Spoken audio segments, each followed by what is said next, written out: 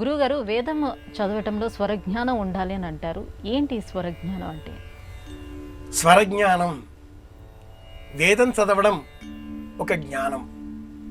ఆ చదివే సమయంలో ఉదాత్త, అనుదాత్త, స్వరిత, పులుతములు అనే విధములు 4 విధాలుగా ఆ అక్షరాన్ని ఏది పైకి, ఏది క్రిందికి, ఏది దీర్ఘము, ఏది సమాన స్థాయి 4 విధాలుగా ఒక ప్రామాణికమైనటువంటి రీతిలో ఆ వేదాన్ని ఉచ్చరించాలి, పలకాలి అంటుంది వేదాంగ శిక్ష.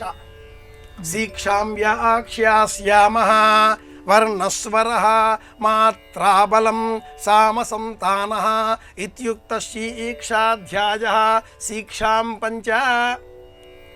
వేదమే కాదు, మాట్లాడే మాటలో కూడా స్వరశాస్త్రము, ధ్వని శాస్త్రము, మనం పలికే పలుకులో ధ్వని వేగాన్ని అనుసరించి మన వయస్సు చెప్పవచ్చు. వినేవారు మన మాట విని వీరికి ఎంత వయసు ఉంటుంది తెలుసుకోగలుగుతారు.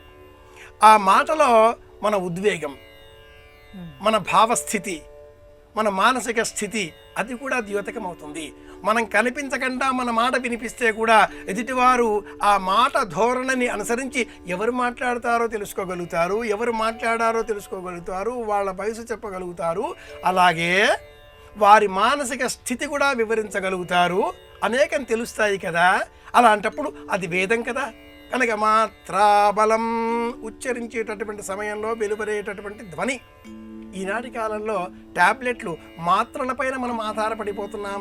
ఈ ట్యాబ్లెట్లే బలంగా మార్చుకున్నాం. కానీ సనాతన ధర్మంలో వేదము ఉచ్చరించేటటువంటి సమయంలో శిక్షాం వ్యాఖ్యాస్యామః, వ్యాఖ్య 2 గీతలు ఉంటాయి. అది ప్లుతము, పైకి చెప్పవలసింది, దీర్ఘంగా చెప్పవలసింది, 2 మాత్రల కంటే ఎక్కువసేపు ఉచ్చరించవలసింది. సహస్రశీర్ష పురుష, కింద ధ్వనిస్తే ఉదాత్తము, పైకి ధ్వనించిన ఎడల అనుదాత్తము. అలాగే ఒక దీర్ఘకాలంగా ఎక్కువసేపు పై స్వరంతో చెప్పినట్లయితే ప్లుతము. అలాగే 4వ ధ్వనిగా ఇంకొంచెం దీర్ఘస్థాయిలో 4 మాత్రల కంటే మించినటువంటి ధ్వనిని వెలువరిస్తే వేదాన్ని ప్రామాణికంగా ఉచ్చరించేటటువంటి ఈ ధ్వని ప్రక్రియలు 4 రకాలు. ఇది వేదాంగ శిక్ష. ఈ శిక్షతో నేర్చుకుని అభ్యసనం చేసిన వేదమే సవ్యమైన అర్థంతో ఉచ్చరించినప్పుడే సవ్యమైన ప్రయోజనాన్ని మనకు కలిగిస్తుంది. యథేంద్ర శత్రు స్వయమోపరాధాత్ అనేటటువంటి ఉదాహరణను కూడా పండితులు చెబుతూ ఉంటారు. ఆగ్రహంతో ఎలాంటి కొడుకు పుట్టాలి అంటే ఈ ఇంద్రుడిని సంహారం చేసేటటువంటి కుమారుడు జన్మించాలి అనేటటువంటి ఆలోచనతో త్వష్ట ప్రజాపతి యజ్ఞం సంకల్పం చేసి యథేంద్ర శత్రో ఉచ్చరించే స్వరంలో, ఆ స్వరంలో కలిగిన లోపం కారణంగా ఇంద్రుని సంహరించేవాడు కాస్త అలా పుట్టకుండా ఇంద్రుని చేత సంహరింపబడేవాడుగా మారిపోయాడు. పుట్టినటువంటి వృత్రాసురుడు అపారమైన కండబలం కలిగినప్పటికీ ధ్వని మారిన కారణం చేత ఇలా జన్మించాడు అని మనకు ఒక వేద కథ చెప్తారు.